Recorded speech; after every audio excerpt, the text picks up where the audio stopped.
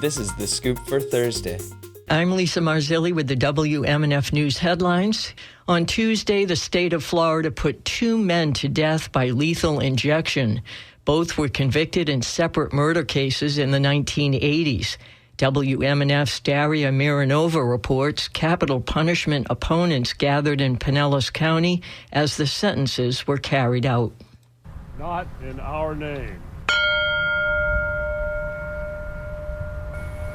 James Duckett and Dominic Achicone died by lethal injection at Florida State Prison near Thur. It was the state's first double execution in 62 years. Members of Floridians for Alternatives to Death Penalty gathered in Pinellas County to oppose the executions. One of the protesters, John Thur, says capital punishment is expensive, doesn't improve public safety, and carries the risk of putting innocent people to death. Executions are bad for the state and for society because they do nothing to reduce the murder rate. In fact, death penalty states have higher murder rates. They're far more expensive than life in prison. Most people don't know that. 19 people have been put to death nationwide this year. 12 of those cases were in Florida. Former FADP's executive director Mark Elliott says that educating the public changes how people view capital punishment. In my experience, once people know more about the death penalty, they turn against it because they realize it's just very bad public policy and there's no need for it. Another lethal injection is scheduled in Florida in August. If it moves forward, the state will continue its record-setting pace of capital punishment in 2026. For WMNF News, I'm Daria Mironova in Clearwater. The New College Foundation Board voted yesterday to dissolve the school's nearly 50-year-old Alumni Association, approving a controversial restructuring over the objections of alumni leaders. The association will be replaced with a foundation-appointed Alumni Engagement Committee made up of members appointed by the foundation. Suncoast Searchlight reports several alumni members urged the foundation not to approve the proposal, arguing it would eliminate an independent alumni voice and further erode the college's relationship with graduates. Earlier this week, UNESCO added the Okefenokee National Wildlife Refuge to the list of World Heritage Sites. WMNF's Juanita Hurtado-Huerfano reports advocates warn the designation comes at a time of rolled-back environmental protections.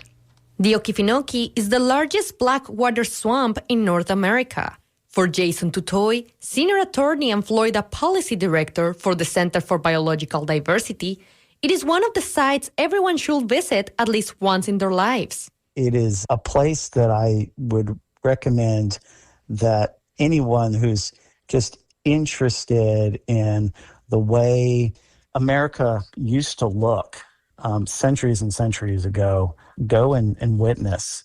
It is unspoiled. I think one of the few places left in the southeastern United States, in both Georgia and Florida for that matter, that really truly are wild still. For Tutoy, the World Heritage designation acknowledges the swamp's rich diversity, but it doesn't provide any conservation regulations or protections. The Okefenokee is still under threat, largely due to the proximity of some proposed mines throughout the years.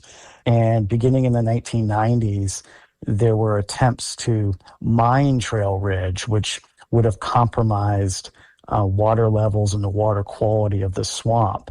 And then through public outcry and the work of kind of a bipartisan group, those proposals were abandoned, and some of those sites were subsequently conserved. Tutoy presents a parallel between the Okefenokee and the Everglades, which received a World Heritage designation in 2010, but is now less than half of its original size.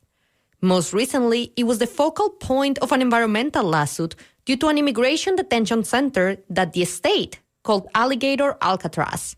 For WMNF News, I'm Juanita Hurtado-Huerfano.